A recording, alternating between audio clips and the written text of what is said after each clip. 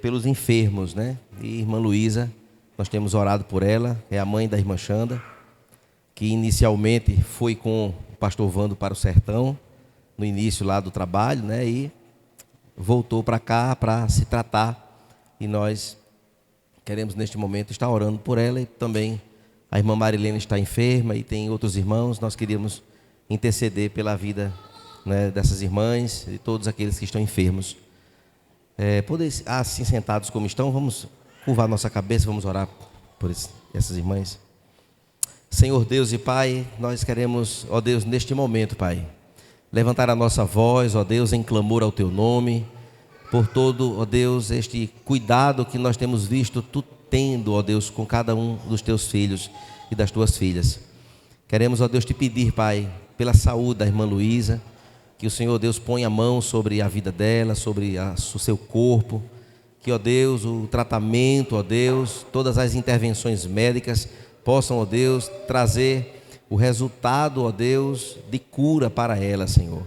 Abençoa a irmã Marilene também, abençoa todos os parentes que estão cuidando dessas irmãs enfermas, também todos aqueles que se encontram enfermos que não temos conhecimento, mas que o Senhor Deus esteja visitando cada um, Pai, na sua necessidade. Queremos ainda, ó Deus, Te apresentar, Pai, o Teu servo Leonardo e a sua esposa Elaine, que está lá no Piauí, neste momento de treinamento. Que o Senhor seja com ele e com os demais que ali estão se preparando para a missão, ó Deus, no sertão. Abençoa o trabalho de Imaculada, lá de Palmeira. Te agradecemos, ó Deus, pela água do poço, Senhor, que ali foi cavada. Que o Teu nome ali, ó Deus, seja exaltado, ó Deus, pela vida dos Teus filhos que ali estão, pastor Vando e a sua esposa Xanda. Ó Deus, renova-os, ó Deus, as forças, que nesse período de férias seja um período de regozijo, de renovação de forças, para poderem, ó Deus, voltarem logo mais e dar continuidade ao trabalho que ali eles estão fazendo. Ó Deus, nós Te oramos assim, Pai, em nome de Jesus. Amém. Meus irmãos, nós vamos hoje dar continuidade à série de mensagens sobre a reforma protestante. Então, os irmãos foram avisados, né, domingo passado, que quando nós começamos, então, a série falando sobre sola escritura, e hoje vamos falar sobre sola fide, ou somente a fé. E eu queria convidar você a abrir a sua Bíblia no livro, na carta do apóstolo Paulo aos Romanos, capítulo 5, o verso 1, nós vamos fazer esta leitura. Você pode ficar sentado mesmo como você está. Romanos capítulo 5 e o verso 1.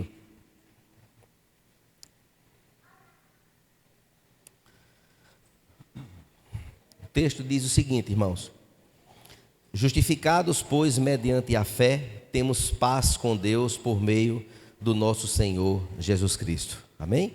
Vamos orar neste momento. Pai Santo, ainda, ó Deus, em oração, nós queremos pedir, Pai, a intervenção do Teu Santo Espírito, para que, ó Deus, possamos compreender, ó Deus, a mensagem desta noite, aquilo que o Senhor traz na Tua Sagrada Escritura, Senhor. Queremos nos humilhar diante do Senhor. Queremos, ó Deus, humildemente, ó Deus, buscar a Ti, Senhor, iluminação, para que, ó Deus, possamos ser alimentados em nossas almas e corações, nas nossas mentes, acerca daquilo que o Senhor tem, ó Deus, para nós nesta noite. Ó Deus, capacita o Teu servo, ó Deus, para isto fazer com fidelidade, ó Deus, ao texto sagrado, trazendo, ó Deus, vislumbre daquilo que o Senhor tão sabiamente e soberanamente registrou, se revelando para nós.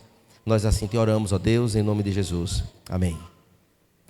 Meus irmãos, no dia 31 de outubro de todos os anos, os cristãos de tradição reformada, e estes eu me refiro àqueles que são pautados em sua cosmovisão, em sua visão de mundo, né, sobre os preceitos e aquilo que aconteceu na reforma protestante, como um retorno da igreja às escrituras sagradas. Então, para estes irmãos, espalhados no mundo inteiro, que celebram então a reforma protestante, há uma comemoração neste tempo de que Deus interviu na história da igreja por meio do seu servo Martinho Lutero, corajosamente desafiou as autoridades, os estudiosos daquela época, para um debate Um debate de não iniciar uma nova igreja, mas um debate acerca das ideias e das crenças e daquilo que eles viviam pregando, para que a igreja ela fizesse a sua volta, um retorno, uma conversão para a palavra de Deus, para aquilo que de forma honesta e teológica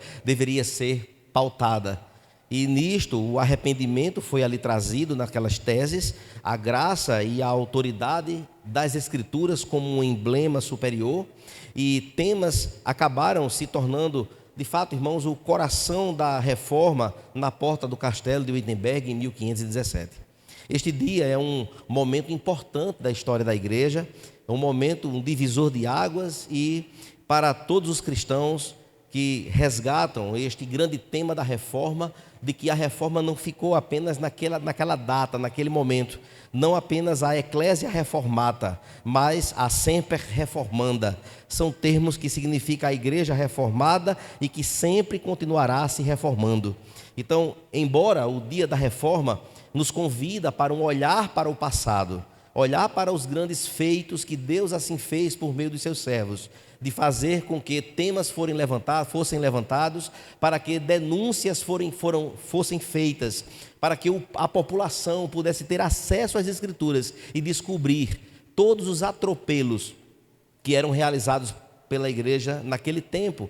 A reforma, irmãos, traz esta beleza em seu conteúdo, de que de fato o olhar de nós que aqui hoje estamos não se resume apenas aos fatos históricos da época, mas é necessário olharmos também para a frente, olharmos para aquilo que nós estamos vivendo hoje, para aquilo que a igreja ainda vai viver neste tempo em que se rejeita tantas verdades absolutas descritas na palavra de Deus. Vivemos de fato, irmãos, esse tempo. E a igreja se vê diante de desafios semelhantes ao que se fazia antigamente, e talvez ainda mais sutis, pois os meios de comunicação foram absorvidos e de forma sorrateira. Muitas doutrinas são disseminadas e tidas como verdade, como verdadeiras. E isto, meus irmãos, precisamos perceber que em 3 colocações importantes, introdutoriamente falando nesta noite, a centralidade da igreja nos nossos dias já não repousa a sola Escritura e o solus Christus, somente Cristo, mas tem sido um espaço para coachings motivacionais, para também palestrantes de autoajuda que substituem a pregação expositiva da Escritura com as suas retóricas daquilo que se prega como você pode, você consegue. E o segundo ponto, queridos, é que o sola gratia, somente a graça, e o sola fide, outrora colunas da fé cristã, tornaram-se então amuletos religiosos de que se prega uma graça barata e uma fé baseada em apenas palavras de autoafirmação, e isto tentam-se então em validar as relativizações, né, que a nossa atualidade ela tenta implantar no meio da igreja de hoje. E por fim, irmãos, não poderia ser diferente. O solus deo gloria, ou somente a Deus a glória, que deveria expressar uma entrega total das nossas vidas, da vida de todos os crentes, da vida da igreja a Deus de forma direta, deu espaço para o que nós conhecemos como chavões vazios ou slogans falaciosos que mascaram um descomprometimento com a verdade, onde tudo é para a glória de Deus e se peca para a glória de Deus e se faz tudo quanto é de errado para a glória de Deus e tudo é para a glória de Deus, e isto é apenas uma máscara que na verdade não se confirma. E meus irmãos, parece que é o somente a qualquer coisa glória. O dia da reforma, queridos, nos lembra da importância da herança comum aos cristãos reformados, que nos une como um povo de fé.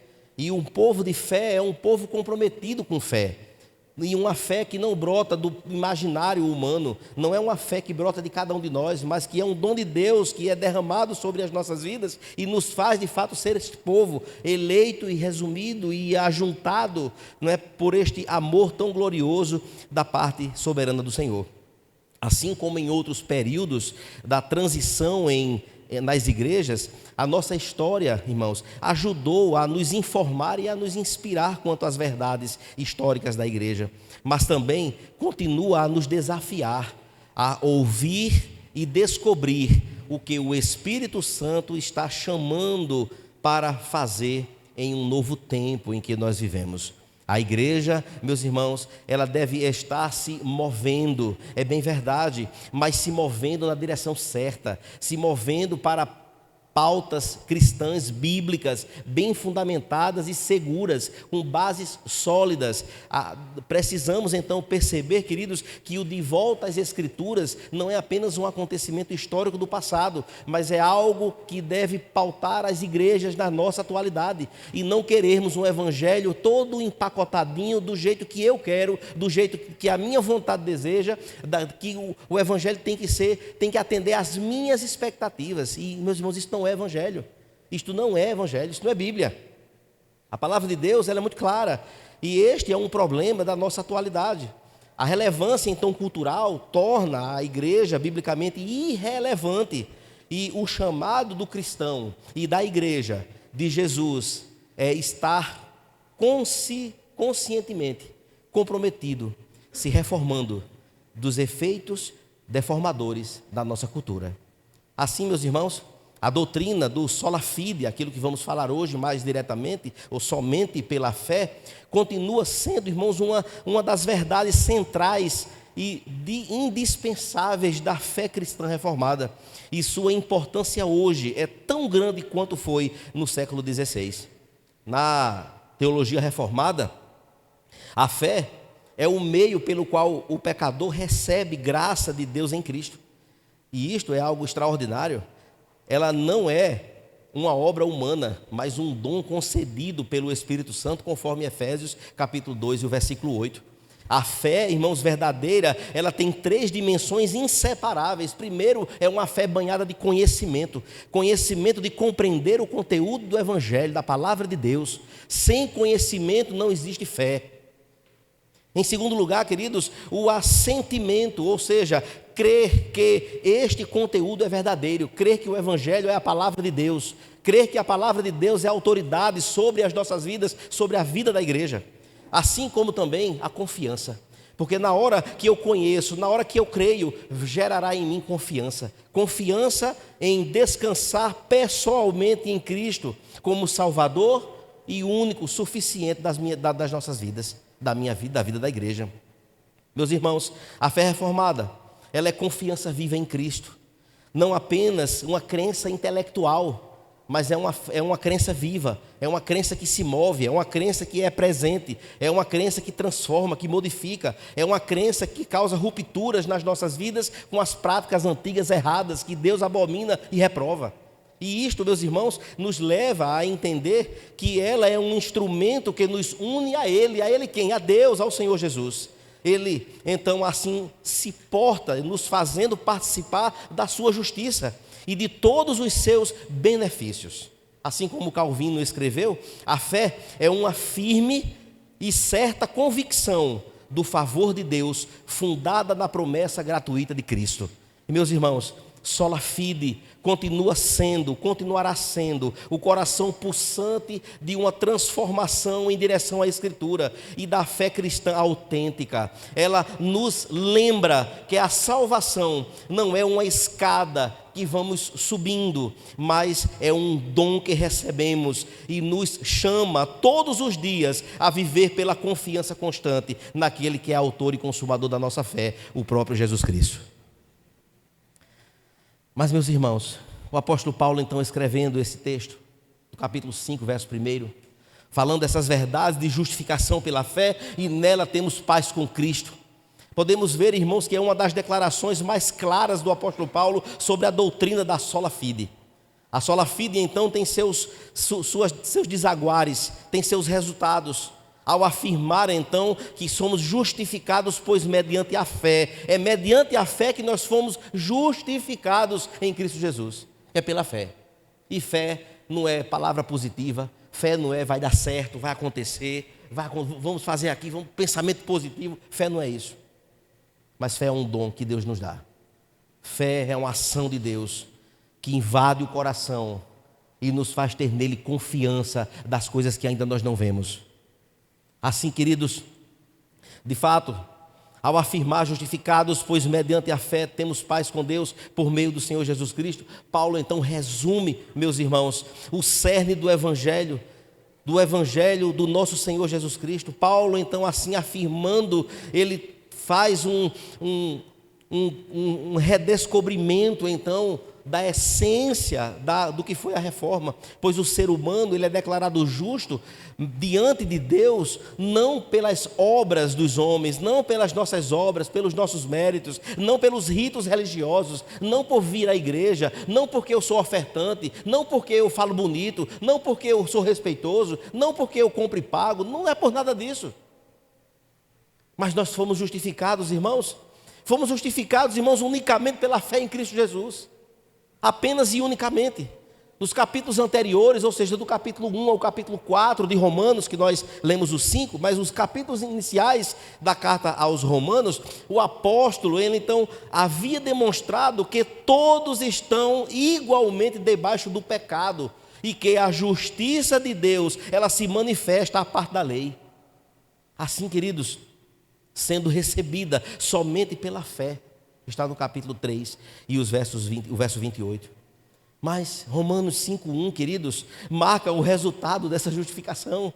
É como se ele cravasse, de fato, uma grande declaração de que o pecador, agora reconciliado, passa a desfrutar de paz com Deus, não como um sentimento passageiro, não como um momento emocionado, não, mas como uma realidade objetiva e eterna, fruto da graça divina do Senhor Jesus Cristo. Não tem outro caminho, o caminho é esse. A ação soberana é por este caminho. Não há paz com Deus de outra forma. Não tem doação de cesta básica no mundo que nos fará ter paz com o Senhor Jesus. Não há ação social do mundo que faça eu ter paz com o Senhor Jesus. Nada, se não for a fé, aquilo que Deus mesmo derrama no nosso coração. Amados irmãos, o sola fide, o somente pela fé, preserva, queridos, a verdade de que a fé é um instrumento, não a base da salvação. Não somos aceitos porque cremos, mas porque cremos naquele que satisfez plenamente a justiça de Deus. Assim, toda a glória pertence a Cristo. Só lhe deu glória, pois é sua obediência perfeita que nos dá paz e acesso a esta graça que nos alcançou. Em nossos dias, irmãos, Romanos 5, versículo 1, continua ecoando, meus irmãos, como um lembrete de que o coração do cristianismo não é um esforço humano, mas a confiança no que Cristo já realizou lá na cruz. A justificação pela fé liberta o crente da culpa, dá-lhe segurança diante de Deus e chama-o a viver em gratidão e em santidade. Só assim. O sola fide, queridos, o somente a fé, não apenas define nossa entrada na vida cristã, ele sustenta toda a nossa caminhada. Não é somente um ato público de dizer eu entrego a minha vida a Jesus. Não é só isso. Isso é muito pouco. Porque tudo isso vai ser confirmado no transcorrer de uma vida.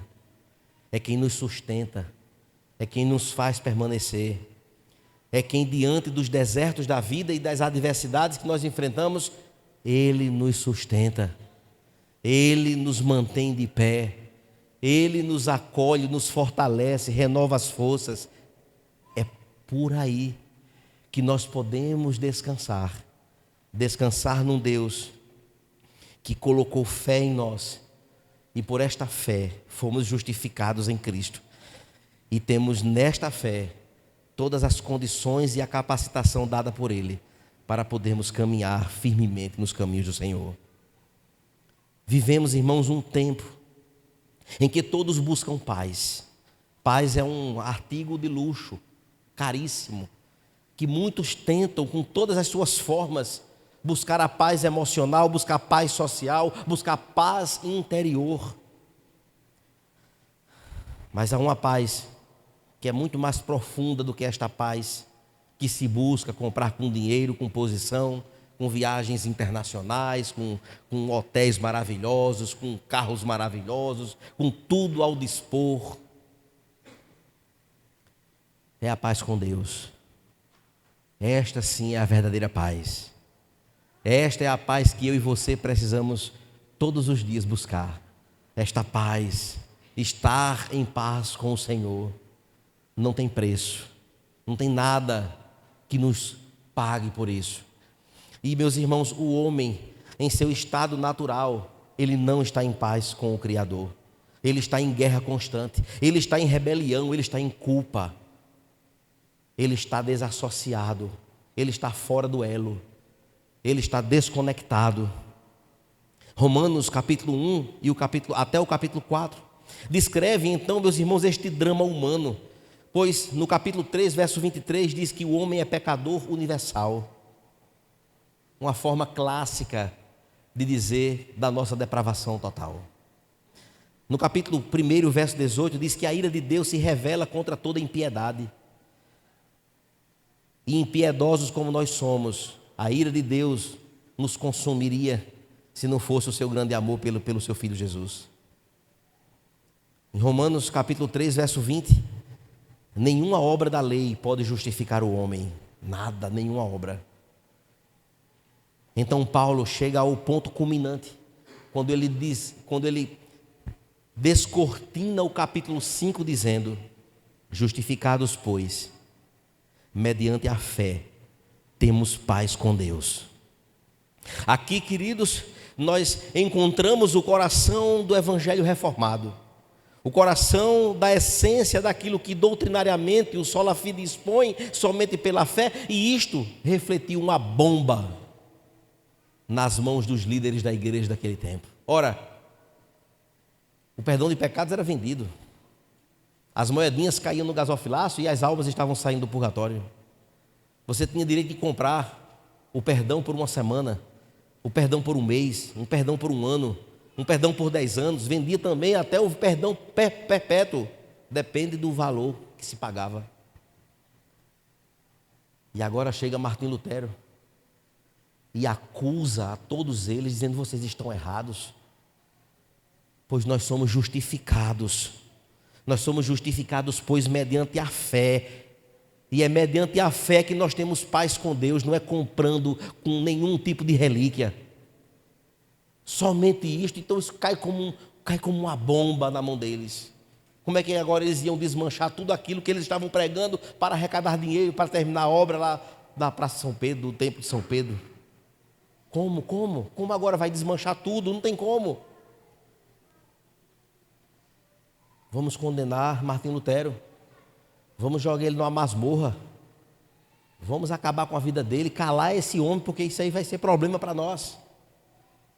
Mas Deus sempre tem, irmãos, uma forma de preservar os seus, porque nós aprendemos na palavra que nenhum dos planos do Senhor podem ser frustrados, porque tudo Ele pode. E a vida de Martim Lutero foi preservada, para que todo o povo alemão e outras nações pudessem receber a palavra de Deus no seu idioma, para descobrir que tudo aquilo que Martim Lutero acusava era a verdade, de que o que justifica a vida do mais vil pecador é somente a fé por meio de Jesus Cristo. Assim, queridos, podemos perceber, meus irmãos, que na primeira parte do versículo que nós lemos, justificados, pois, mediante a fé, encontramos aqui, queridos, a justiça declarada de Deus.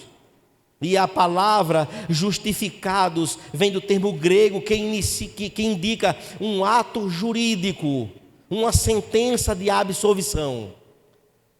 Não é apagar o crime, mas é declarar justificado. Você está perdoado. É esta a ideia desta parte do verso.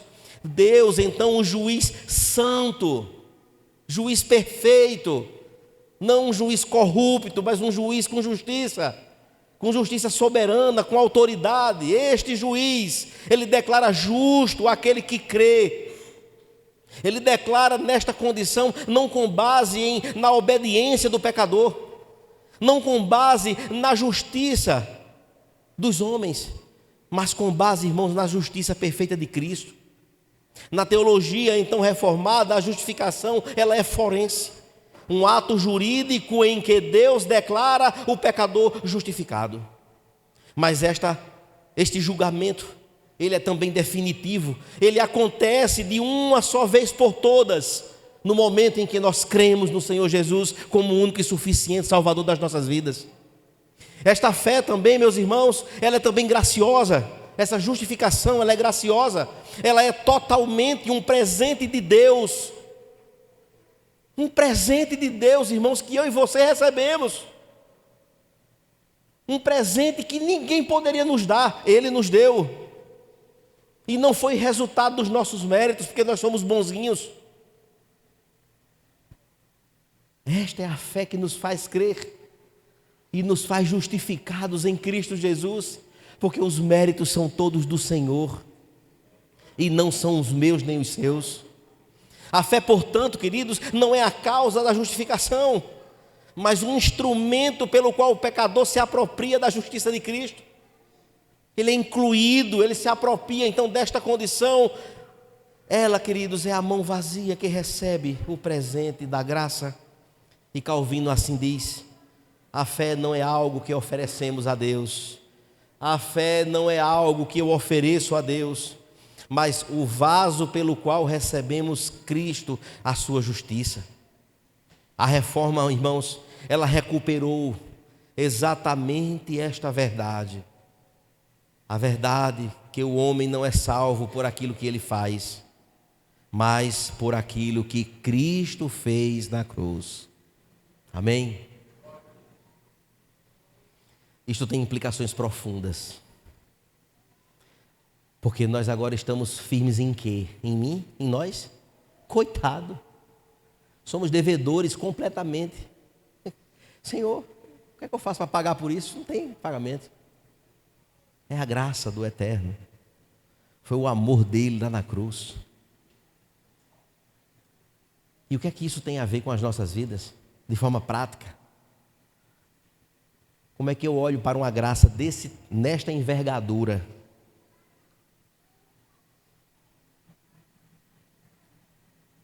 E não procuro viver de acordo com a vontade deste que tudo isso fez por mim?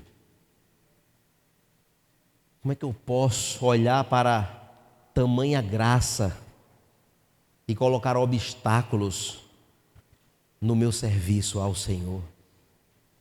Como é que eu posso olhar para esta graça e sair medindo aquilo que eu faço ou que eu devo fazer, porque eu estou olhando para homens e não estou olhando para o Senhor? Como é que eu posso olhar para uma graça dessa e querer viver uma vida de puxar tapete do outro? Como é que eu posso olhar para uma graça, irmãos, desse tamanho e ser desleal nas minhas relações? Como é que eu posso fazer isso? Como se Deus não estivesse olhando tudo? Como é que eu posso, irmãos, olhar para uma graça desse tamanho, ser justificados por Deus?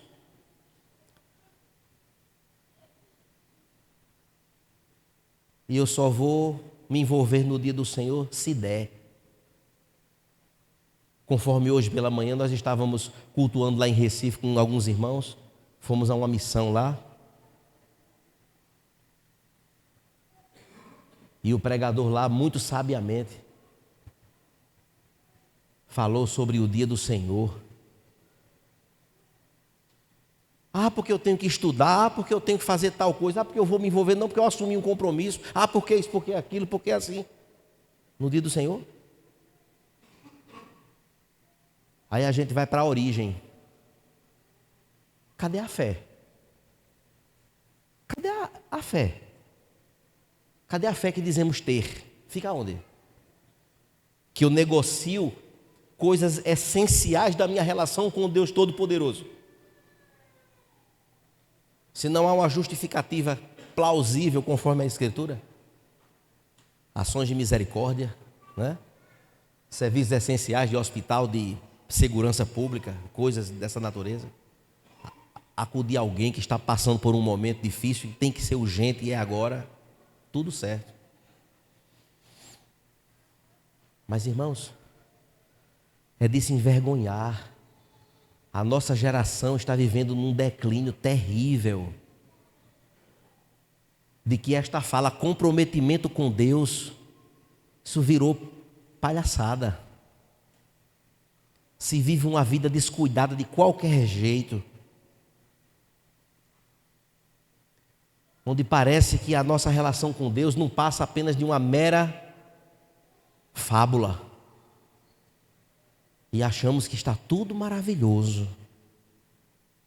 Onde a mentira paira, onde a falsidade toma conta, onde a mentira se espalha nas relações, onde a fofoca, ela entra e rasga, acaba com todas as relações. A gente parece que desconhece que graça foi essa que nos alcançou, que nos justificou, que nos fez agora povo do Senhor quando nós não éramos nada. Como é que eu posso olhar para tanto favor, com tanta coisa definitiva que Deus assim fez, de forma suficiente e de uma vez por todas perdoou os nossos pecados? Nos reuniu para sermos povo dele. E nós não aguentamos às vezes ouvir a verdade da palavra de Deus porque dói. Vamos agora denegrir, vamos agora procurar puxar tapete, criticar, falar mal. Amados irmãos, eu fico perguntando, será que foi realmente fé que houve? Será que se inclui de verdade naquilo que, nos efeitos de um derramamento de fé genuíno na vida? Cada vez mais, irmãos, a gente observa uma igreja visível e uma igreja invisível, onde o remanescente do Senhor são aqueles que vão cruzar os portais eternos da eternidade com Deus. Percebam, meus irmãos, que aí não conseguimos compreender que tal paz é essa, numa reconciliação tão objetiva que o texto diz, pois nisto temos paz com Deus.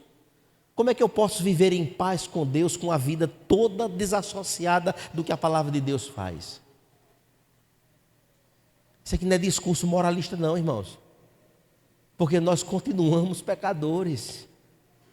Continuamos falhando, lutando todos os dias da nossa vida.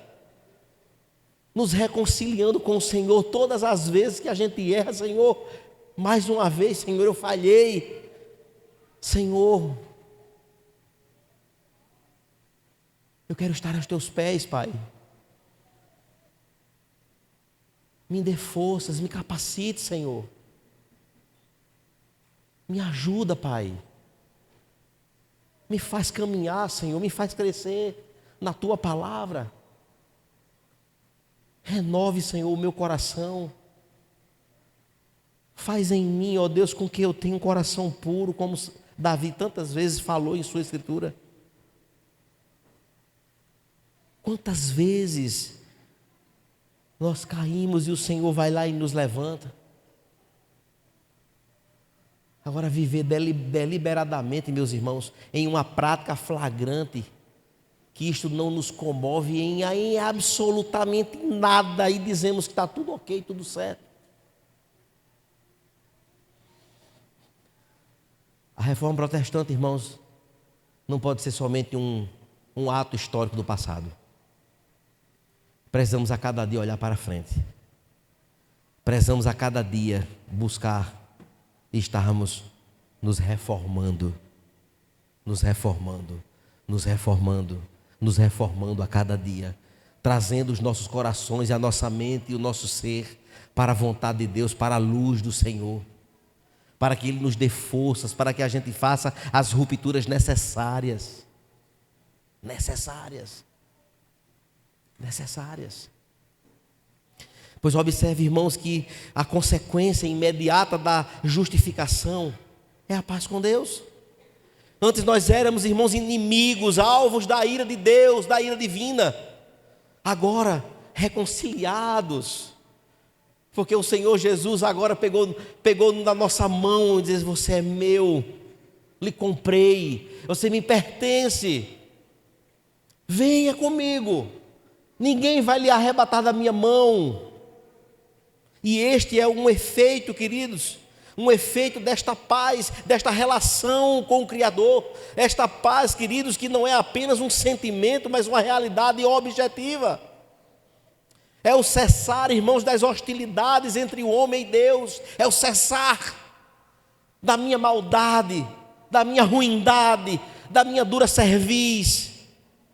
De que é muito bonito dizer amém quando está tudo ok na minha vida, mas quando alguma coisa sai do lugar, começa pela murmuração, pela reclamação, pela chateação, começa agora a falar de Deus, criticar Deus, não fala abertamente, mas no coração está assim, remoendo.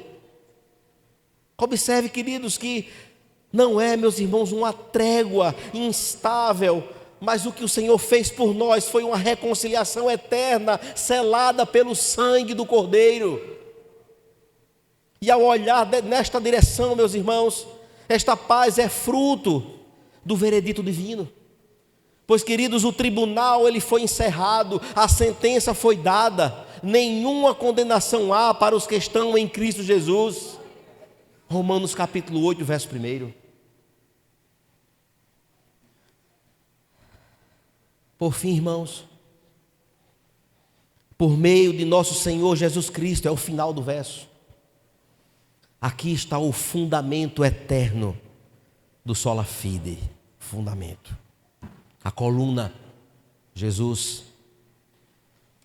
Toda justificação, querido, se dá por meio dele. Porque sem ele nada do que foi feito se fez. Ele, o Senhor Jesus. A fé, meus irmãos, não justifica porque é poderosa, mas porque se une ao Senhor Jesus, poderoso. Pois Cristo é o fundamento do somente a fé, pois Ele é o autor e Ele é o consumador. É Ele, é a centralidade da nossa fé. Pois a sua obediência ativa ao Pai cumpriu perfeitamente a lei, o que nós não poderíamos cumprir.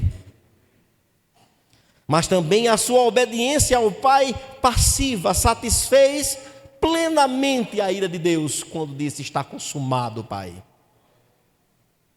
Ponto final. Missão cumprida. Está consumado. Mas a sua ressurreição garantiu a nossa reconciliação eterna. Glória a Deus.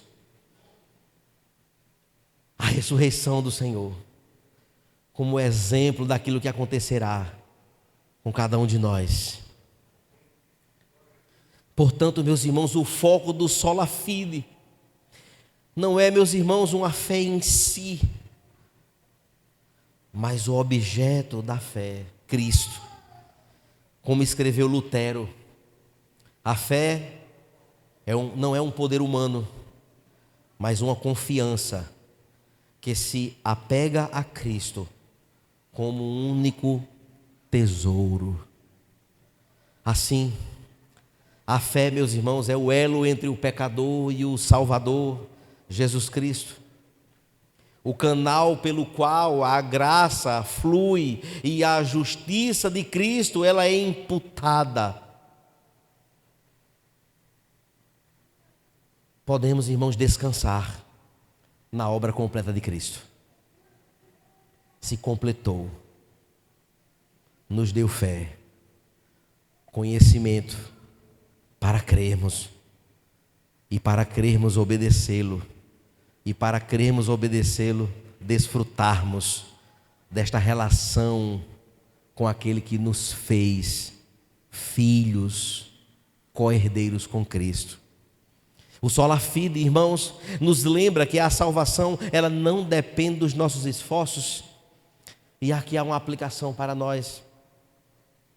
Diante da culpa, do medo, da ansiedade, confiamos que Cristo já cumpriu tudo necessário para nos reconciliar com Deus. E não precisamos fazer mais para merecer o seu favor. Em segundo lugar, irmãos, devemos viver com garantia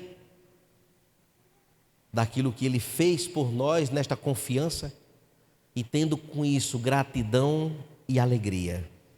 Precisamos, irmãos, ser gratos e alegres durante a vida toda, por conta dos efeitos salvadores que nos fez seus servos que crê e que recebeu a fé do Senhor. Meus irmãos, quando nós entendemos que fomos justificados pela fé em Cristo, a vida cristã se torna, irmãos, uma resposta de gratidão e não uma obrigação. Não devemos, irmãos, vir à igreja por obrigação, a não ser as crianças, porque o pai tem autoridade e vai dizer, você vai comigo para a igreja, ponto final. Enquanto estiver comendo do meu cuscuz, comendo do meu ovinho mexido, a regra é a do pai e da mãe, é assim que tem que ser. Vamos ficar em casa, por quê? Não, vem por obrigação, vem, para ouvir a palavra, para ouvir as escrituras sagradas, que criado aqui. Não é assim que nós fazemos com os nossos bebês? Quando nasce que vem aqui à frente e você promete, pai e mãe, educar aqui na igreja o seu filho, amém, tá certo, vamos cobrar. Não é assim? Mas não é, irmãos, depois por uma obrigação, é por gratidão. Você deve sair da sua casa, nos dias em que a igreja do Senhor aqui se reúne, olha, porque isso aqui é meio de graça que muitas nações não podem ter. Nós temos o privilégio. Saia de casa com gratidão no coração. Senhor, eu vou, porque eu sou grato a Ti por tudo que o Senhor fez na minha vida. O Senhor, meu Deus, me tirou do inferno, e eu creio nisso porque o Senhor derramou fé sobre a minha vida, e eu vou ser grato ao Senhor. Não é para dar satisfação a ninguém, é ao Senhor Jesus Cristo. Ele é merecedor de toda a honra, de todo o louvor, de toda a dedicação, de todo o esforço, de toda a luta que eu precise ter para poder servi-lo. Eu preciso entender desta forma. Porque um filho ingrato é uma tristeza. Um filho ingrato é triste. Um pai e uma mãe que faz tudo por um filho e o que recebe é ingratidão. Aí o Senhor nos salva. Disse, esse povo ia para o inferno eternamente. Eu vou lá, derramo o sangue do meu filho na cruz. Trago para a luz do meu reino. Comprei. É meu. Abençoarei. Cuidarei. Manterei firme na caminhada. Fiz promessas eternas de salvação para todos sempre. E ainda assim sermos ingratos? Irmãos, é por amor, é por gratidão. A força do nosso braço deve estar à disposição dEle. Senhor, o Senhor quer como? Como é que o Senhor deseja? Teu servo está aqui. Façamos como Isaías, quando o Senhor disse, a quem enviarei? Quem há de ir por nós? Não foi um chamado diretamente para Isaías, segundo o texto. Isaías diz, Senhor, eis-me aqui, envia-me a mim. Aí pastor Wanda e Xande disse, opa, Senhor, estou aqui, glória a Deus. Depois veio outro convite, quem vai? E agora tem que ter outro. Aí Léo, opa, estou aqui. Em aspectos práticos. Mas quantos outros chamados, irmãos, o Senhor tem bradado no teu coração? Quantos que a gente nem sabe, e o Senhor está falando, e a gente vem relutando. E se Deus pedir o seu tempo? E se Deus disser assim: eu quero o seu tempo, eu preciso de você, da sua vida, para que você não viva mais os seus projetos, mas os meus projetos. A gente faz o quê?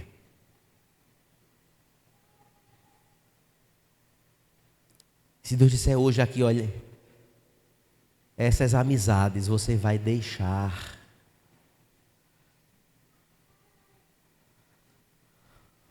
Você vai abrir mão, meu filho, minha filha.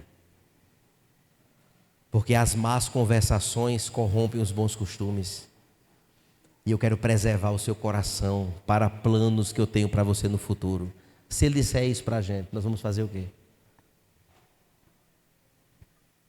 Mude a direção, meu filho. Não é aí que eu lhe quero. Você me entregue tudo. Mefibosete, no final da sua história, como ouvimos hoje pela manhã, disse a Davi: dê tudo para ele, para Ziba. Eu não quero nada. Eu só quero a tua presença, somente. Compreende, irmãos, que a coisa é muito mais séria do que a gente pensa? Os irmãos pensam nisso? E que muitas vezes a gente brinca de ser crente, sabe? A gente quer botar tudo. Não, Senhor, o Senhor quer fazer o quê? Quero fazer isso, mas tem que ser assim, tem que ser assim, tem que ser assim, tem que ser assim. Se não for assim, eu não quero. Irmãos, devemos viver, irmãos, com gratidão e com alegria. O Salmo 100, verso 2 diz: servi ao Senhor com alegria. Alegria. Está difícil? Com alegria. Está tudo favorável? Com alegria. Porque é Ele quem cuida de nós. Devemos, irmãos, produzir frutos de genuína fé. Oh, Senhor, sola fide nas nossas vidas. Sola fide, Senhor. É somente pela fé. Amém. Mas cadê a produção da fé genuína? Mostra. Tem que ter. Não pode ser uma fé morta. Não pode ser uma fé intelectual, apenas no campo da imaginação ou do conhecimento. Não. Mas é uma fé pulsante, uma fé que produz, uma fé que nós temos o que apresentar ao Senhor das nossas vidas. Senhor, está aqui a minha fé. Está pequenininha, Senhor, mas aqui, os frutinhos tem aqui, ó. Está do tamanho de nada, papai, ainda, mas olha aqui. Eu tenho algo para mostrar, Senhor. Queridos, quando nós olhamos, meus irmãos, para uma fé genuína, sola fide, queridos, não incentiva a passividade, mas a fé verdadeira, ela gera obras, pois nós somos salvos, não pelas obras, mas para as obras. Esta é a direção correta e bíblica. E esta fé, queridos, não é para obter a salvação, meus irmãos, essas obras. Não. Mas é uma evidência de uma vida salva, transformada. Isto sim. E meus irmãos, isto passa. Estes frutos genuínos de uma fé genuína está alinhavado em um amor ao próximo. Amor ao próximo. Em uma busca por uma santidade pessoal, individual, não dependendo de alguém, não. Serviço ao Senhor com generosidade, porque servir ao Senhor, muitos se propõem a fazer, mas não generosamente, com liberalidade. São expressões, irmãos, naturais de uma fé viva e genuína. Em quarto e penúltimo lugar, devemos, irmãos, resistir ao legalismo e ao moralismo. Em um mundo, irmãos, que se mede espiritualidade por regras, que é o que nós vivemos. Muita gente está preso às regras. Resultados ou desempenho. Sola fide, meus irmãos, nos protege do orgulho e da condenação própria. Pois não podemos, irmãos, comparar a nossa fé com a dos outros. Para de comparação. Quem foi que disse? Quem foi que disse que no reino de Deus se mede pastorado por quantidade de gente na igreja ou por eloquência no microfone? Quem foi que disse isso? O reverendo Augusto Nicodemos disse naquele dia: não se surpreendam se aquele pastorzinho lá do sertão, lá onde ninguém quer nem ir, que passa 5 anos para cair uma chuva, viveu a vida inteira com 20 crentezinhos lá, 20. Não se admire se naquele último dia, aquele receba um galardão maior do que um grande, eloquente, conhecido e famoso pastor. Porque o que mede isto é a fidelidade com aquele que usa do microfone para pregar. Somos chamados à fidelidade e não à performance. Devemos estar preocupados com aquilo que nós fazemos em nome de Deus. Em nome de Deus, muita gente faz muita coisa e às vezes tudo errado. Não tem direção de Deus, não foi Deus que mandou, não foi Deus que disse, Deus não falou nada e a pessoa está voando, achando que está abafando. Tenha convicção, tenhamos convicção daquilo que Deus está nos guiando, nos conduzindo. Quem disse que assim é? Observe, irmãos, o que nós precisamos fazer, meus irmãos, é avaliar a nossa própria vida pela confiança em Cristo que nós estamos tendo, mas não por rótulos ou realizações terrenas. E para, em último lugar, queria convidar o louvor para vir, para a gente cantar um louvor com a igreja, e aqui eu encerro. Precisamos, irmãos, permanecer firmes em tribulações, pois a justificação pela fé nos garante paz com Deus, mesmo nas dificuldades. E eu preciso entender isso com muita clareza. Deus, irmãos, tem seus planos soberanos. Nós não conhecemos tempos ou épocas. Deus revelou o que Ele quis revelar, a quem Ele quis e como quis revelar. Ponto. Ele se deixou a ser revelado até onde Ele quis. Não cabe a nós ultrapassarmos as fronteiras da Escritura Sagrada. Ponto final. E por assim ser, meus irmãos, nossas provações. Lembramos, irmãos, que a nossa aceitação diante de Deus não depende de circunstância alguma. Provações são circunstâncias, lutas e desertos são circunstâncias. Mas o Senhor, Ele não está de forma nenhuma